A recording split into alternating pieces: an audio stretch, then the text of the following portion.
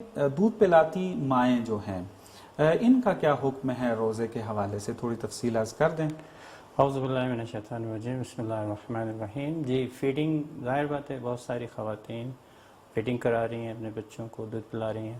اور وہ یہ پوچھتی ہیں کہ جی اس سچویشن میں ہم کیا کریں۔ تو پہلا سٹیپ تو یہ ہے کہ صرف دودھ پلانا جو ہے وہ جواز نہیں ہے کہ آپ روزہ چھوڑ دیں۔ خوب پھر کیا جواز بن سکتا ہے؟ جواز بننے کے لیے یہ ہو سکتا ہے کہ یا تو آپ کے لیے خود آپ کی صحت کے لیے خطرناک ہو، یا بچے کی صحت کے لیے خطرناک ہو کہ دودھ پورا نہ ہو رہا ہو مثال کے طور پر، تو ایسی صورت میں مجبوری بن جاتی ہے۔ اس میں رہبر معظم آیت اللہ خامنہی اجازت دیتے ہیں کہ اگر ایسا مرحلہ ہے کہ جس میں آپ ایسے مشقت میں پڑ جاتے ہیں جس میں بچے کے لیے خطرہ ہوتا ہے یا آپ کے لیے خطرہ ہوتا ہے، دودھ میں کمی ہوتی ہے،